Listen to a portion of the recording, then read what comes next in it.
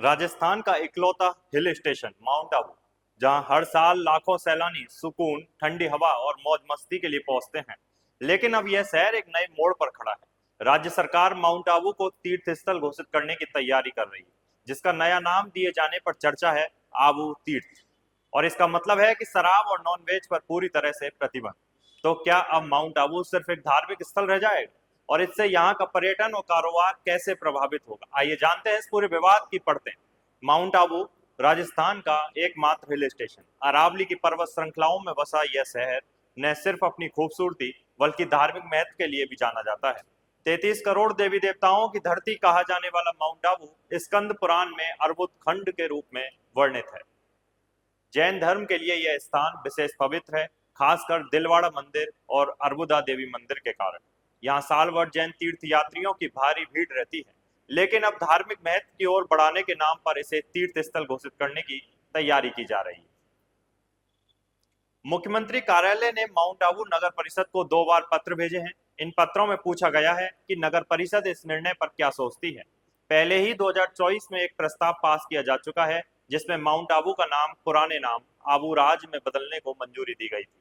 और अब अगला कदम तीर्थ स्थल का दर्जा। अगर यह हो गया तो यहाँ शराब और नॉनवेज की बिक्री पूरी तरह से बंद हो जाएगी। हर साल करीब 24 लाख पर्यटक माउंट आबू पहुंचते हैं, कुछ आध्यात्मिक सुकून की तलाश में तो कुछ पार्टी और प्रकृति के मजे के लिए। लेकिन तीर्थ स्थल बनने के बाद पर्यटन के रूप को बड़ा झटका लगेगा। होटल कारोबारी और स्थानीय व्यापारी पहले ही इसका विरोध कर चुके हैं। आबू बचाओ, आबू का रोजगार बचाओ संघर्ष समिति नाम की एक संस्था भी बनाई गई है। उनका कहना है कि इस फैसले से 70% होटल्स को नुकसान होगा, वाइन शॉप्स, नॉनवेज रेस्टोरेंट और पर्यटन से जुड़ा स्टाफ बेरोजगार हो जाएगा और आबू की पहचान सिर्फ धार्मिक रूप में सीमित रह जाएगी। सरकार की कोशिश है कि माउंट आबू की धार्मिक पहचान को मजबूत किया जाए और यह बात धार्मिक समुदाय को पसंद आ रही है। लेकिन दूसरी तरफ हजारों लोगों की रोजी रोटी इसी पर्यटन पर निर्भर है। तो सवाल यह उठता है कि क्या हम धार्मिक भावना के नाम पर आर्थिक गतिविधियों को दबा सकते हैं? क्या आस्था के साथ साथ पर्यटन का संतुलन नहीं बनाया जा सकता? सरकार और स्थानीय निकाय के पास कुछ बीच का रास्ता भी हो सकता है। सरकार और स्थानीय निकाय के पास कुछ बीच का रास्ता भी हो सकता है। इसमें एक जोनिंग सिस्टम बनाया जाए जहां धार्मिक स्थानों के पास प्रतिबंध हो, लेकिन शहर के बाहरी हिस्सों में सुविधाएं बरकरार रहें। दूसरा, धार्मिक और आम पर्यटकों के लिए अलग अलग सुविधाओं का प्रावधान किया जा सकता है।